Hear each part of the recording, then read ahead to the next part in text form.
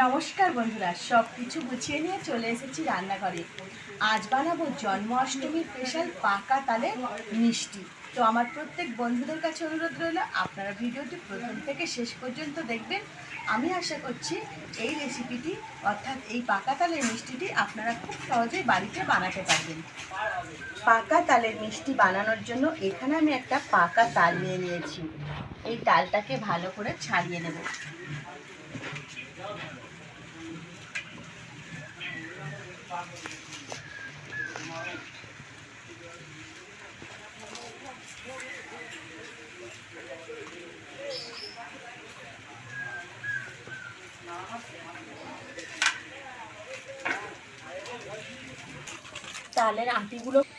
তালের আঁটিগুলো জল দিয়ে আমি খুব ভালো করে মেখে নিয়েছি। নোটটা বেরোতে কিন্তু সুবিধা হবে। আর এখানে একটা গ্রেটার নিয়েছি, এই গ্রেটারে করে তালের থেকে তালের নোটটা বার করে নেব আঁটি থেকে।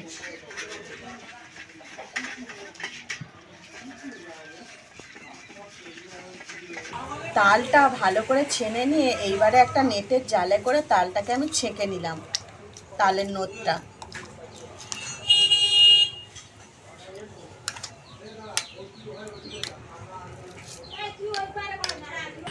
মিষ্টি বানানোর জন্য উনুন জ্বেলে দিয়েছি, বসিয়ে দিচ্ছি কড়া। তো কড়া গরম হয়ে গেছে, এইখান থেকে ছেনে রাখা নোট আমি পরিমাণ মতো নিয়ে নেব।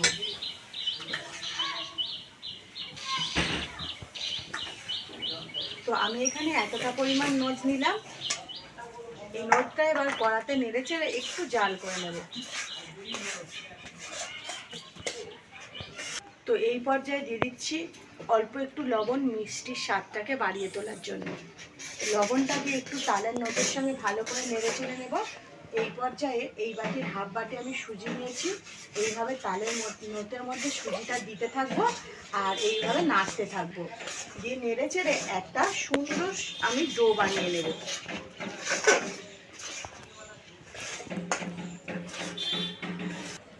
তো এই পর্যায়ে দিয়ে দিচ্ছি 1 চামচ ঘি। এবার ভালো করে নেড়ে চেড়ে নামিয়ে নেব। দেখুন একটা সুন্দর কিন্তু শক্ত ডো তৈরি আমার হয়ে গেছে। সুজির ডোটা একটা আলাদা পাত্রে ঢেলে নিয়েছি আমি, আর এখানে কিছুক্ষণ আমি ঠান্ডা করে নেব।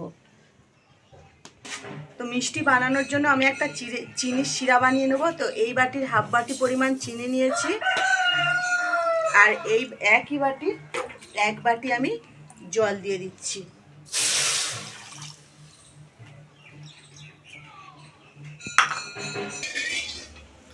নেড়ে চেড়ে আমি চিনিটাকে গলিয়ে একটা সুন্দর শিরা বানিয়ে নেব চিনি। তো বন্ধুরা, এই সুজির ডোটা কিন্তু ভালোই ঠান্ডা হয়ে গেছে। এবার এটাকে আমি ভালো করে মেখে নেব। আর এখানে দিয়ে দিচ্ছি 3 চা চামচ গুঁড়ো দুধ। এই গুঁড়ো দুধটা দিলে মিষ্টির টেস্টটা কিন্তু আরও দ্বিগুণ বেড়ে যাবে আর খেতেও খুব সুন্দর লাগবে। এবার গুঁড়ো দুধটা দিয়ে এই সুজির ডোটা খুব ভালো করে মেখে নেব।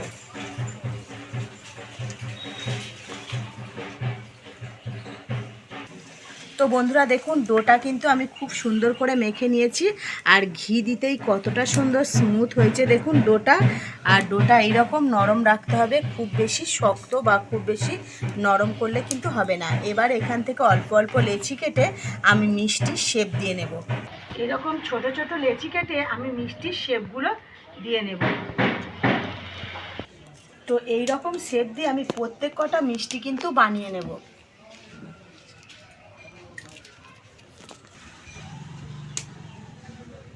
হাতের তালুর মধ্যে রেখে এইভাবে চাপ দিয়ে আমি লম্বা করে একটু শেপ দিয়ে মিষ্টিগুলো সুন্দর করে বানিয়ে নেব।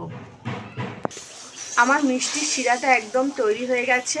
তো এটা কিন্তু 1 তার বা 2 তার করতে হবে না, একটু ঘন করে জাল দিয়ে নিলেই হবে এই রকম। তো এবার আমি এটা নামিয়ে অন্য পাত্রে ঢেলে নেব।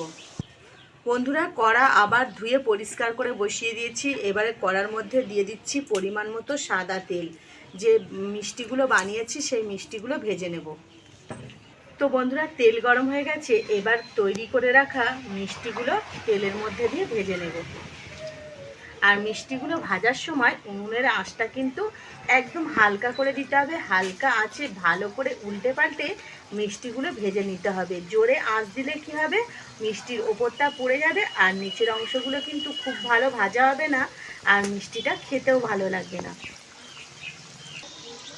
এইভাবে নেড়ে চেড়ে উল্টে পাল্টে মিষ্টিগুলো খুব সুন্দর করে ভেজে নিতে হবে। আর দেখুন মিষ্টিগুলো কতটা সুন্দর হয়েছে, খেতে কিন্তু দারুণ লাগবে। এই মিষ্টিগুলো আমি সুন্দর করে ভেজে নিয়েছি, আর এইবারে মিষ্টিগুলো তেল ঝরিয়ে আমি তুলে নেব। ভেজে নেওয়া মিষ্টিগুলো তেল ঝরিয়ে সরাসরি তৈরি করে রাখা চিনির শিরার মধ্যে দিয়ে দেব। আর বাকি যে তৈরি করে রাখা মিষ্টিগুলো রয়েছে একইভাবে তেলের মধ্যে দিয়ে আমি সুন্দর করে ভেজে নেব।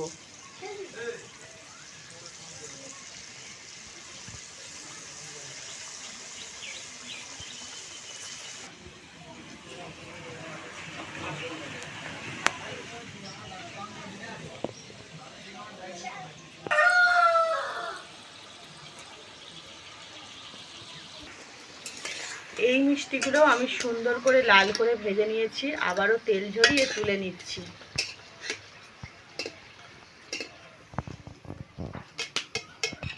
আবারও ভেজে নেওয়া মিষ্টিগুলো সরাসরি আমি চিনির শিরার মধ্যে দিয়ে দিচ্ছি। আর এই চিনির শিরাটা কিন্তু একটু উষুম উষুম গরম রাখতে হবে। গরম থাকা অবস্থায় ভেজে রাখা মিষ্টিগুলো চিনির শিরার মধ্যে দিয়ে দিতে হবে। এবার এই মিষ্টিগুলো চিনির শিরায় দিয়ে আমি 1 ঘন্টা মতো ভিজিয়ে রাখবো। 1 ঘন্টা মতো ভিজিয়ে রাখলে কী হবে, মিষ্টিগুলোর মধ্যে চিনির শিরাটা খুব ভালোভাবে ঢুকে যাবে, আর মিষ্টিগুলো কিন্তু নরম হবে, খেতেও সুন্দর হবে। তো বন্ধুরা 1 ঘন্টা আমি মিষ্টিগুলো চিনির শিরায় ভিজিয়ে রেখেছিলাম।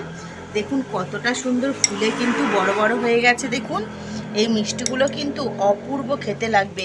আপনাদের একটা দেখাচ্ছি কতটা সুন্দর নরম হয়েছে। দেখুন একদম তুলতুল করছে। এই মিষ্টিগুলো খেতে কিন্তু অপূর্ব লাগবে। তো বন্ধুরা দেখুন ভেতরে কিন্তু রস ঢুকে মিষ্টি কিন্তু খুব সুন্দর নরম হয়ে গেছে। আর দেখুন কতটা নরম তুলতুলে। তো এই মিষ্টিটা খেতে কিন্তু অসাধারণ লাগবে। আপনারা কিন্তু জন্মাষ্টমীর দিনও কিন্তু এই মিষ্টিটা বানিয়ে গোপালের পুজোয় ভোগ দিতে পারেন। তো বন্ধুরা দেখলেন তো কত সহজে তৈরি হয়ে গেল এই দারুণ স্বাদের পাকা তালের মিষ্টি। তো বন্ধুরা আপনারা পারলে বাড়িতে এইভাবে একবার পাকা তালের মিষ্টি বানিয়ে খাবেন, অসাধারণ লাগবে। তো বন্ধুরা লতিকা রান্নাঘরে আজকের রেসিপি এ পর্যন্ত। আবারও দেখা হবে নতুন একটা রেসিপি নিয়ে। তখন আপনারা ভালো থাকবেন। Bye bye.